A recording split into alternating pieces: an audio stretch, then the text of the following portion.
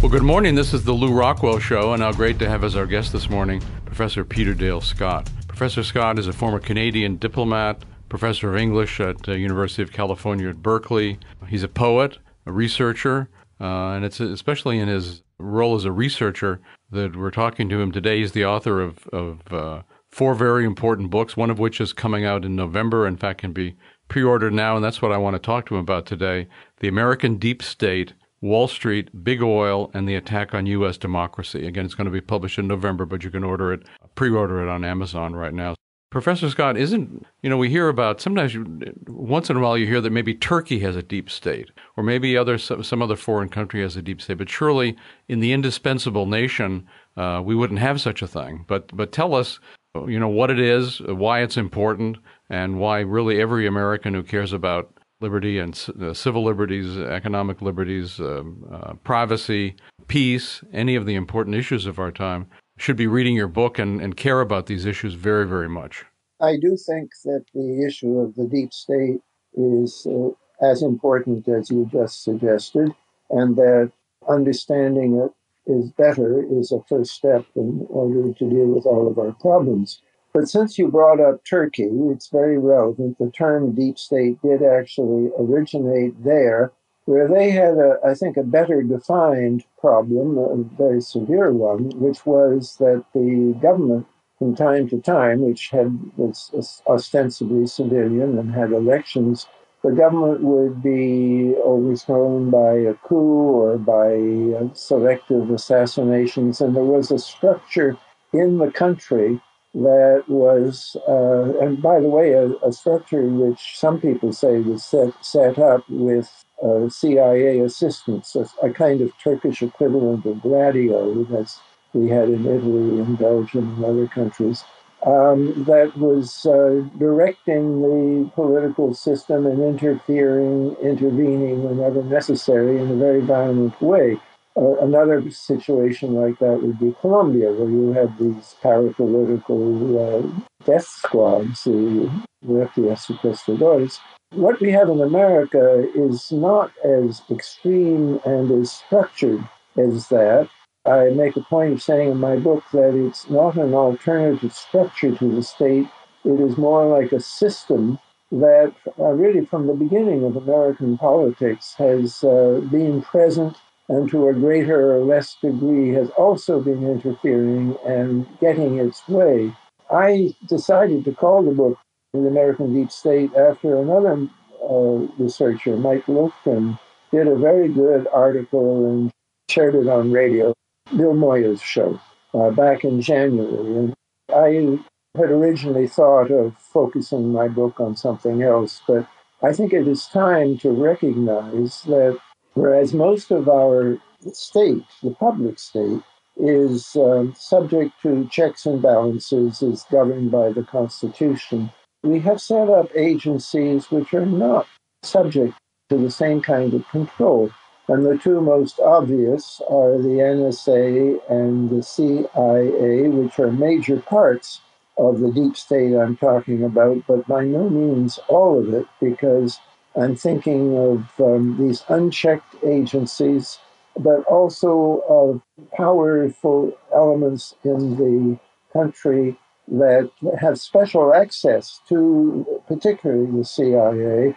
And that's why I made a point of mentioning Wall Street and Big Oil in the subtitle of the book, because they are very well represented in the CIA. You could really say, I give a very brief historical account of the setting up of the CIA, which I did in more detail in two earlier books, The Road to 9/11 and American War Machine, that it was essentially an idea that came out of Wall Street. Truman was very reluctant to have a big spy agency like this. He had closed down OSS, and it was pressure from Wall Street that persuaded him to do it, and he accepted a blueprint for the CIA, which had essentially been drawn up by Allen Dulles and a few other Wall Street bankers and lawyers in New York rather than in Washington. So that's why it's a central part of the deep state.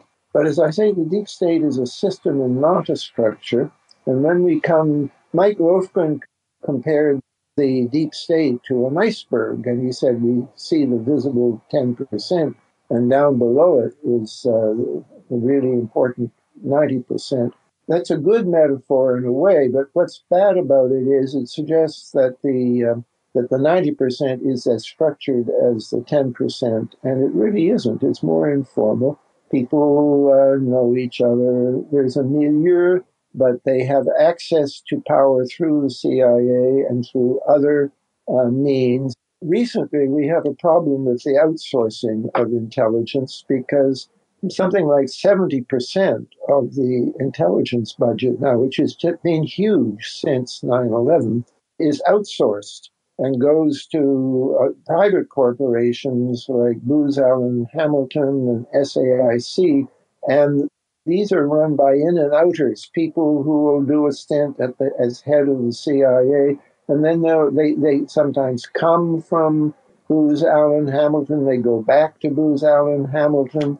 The result is that the intelligence budget is not something that Congress really has control of, and that's been true since the beginning of the CIA. They've always had access to funds that were not voted by Congress, and that's why they've always had powers that are not part of the constitutional structure of this country. Professor, is that why we see so much evidence of the CIA's involvement in the international drug trade as a way to make money? Yes. I talk more about that in American War Machine. Yes, it's very relevant. It's also relevant, I think, that the money doesn't go into the CIA bank accounts as far as I can see. It just means that the CIA will hook up with powerful elements in other countries that become essentially like local armies for the CIA, but the CIA doesn't have to pay for them because they are funded by drugs. And that was certainly true of the Contras in the early stages of the Contra operations down in Nicaragua. But it isn't just the CIA that has an interest then in the drug traffic. Wall Street, too. They're beginning to crack down on this now, but for a long time, the big Wall Street banks had special private banks that dealt in the laundering of drug profits. And this drug money was a major factor for Wall Street. It enabled, for example, Wall Street to make loans to countries on the assumption that countries would be able to pay them back because of the amount of money being made from drugs in those countries.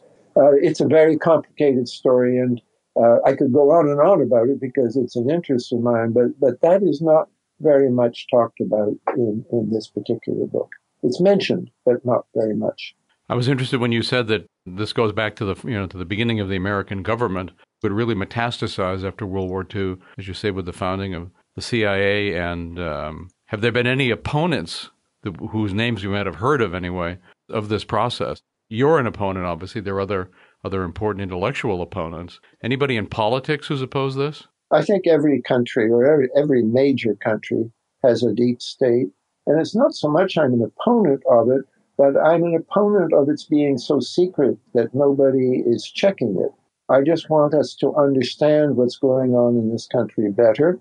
As a former diplomat, I understand that there has to be secrecy in certain matters, but secrecy that is totally unchecked sort of takes over. And where you have complete secrecy, you don't have democracy. You can't have both. So have there been any political opponents? I think it was a very important moment back in the Iran-Contra hearings, and some people may remember this.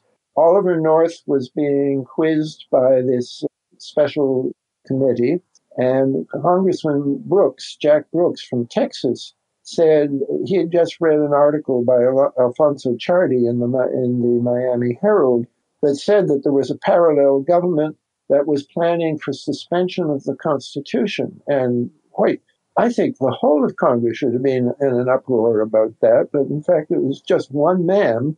And in this committee, Colonel North, I understand that you've been part of a committee that is planning for the suspension of the American Constitution. Could you tell us something about that?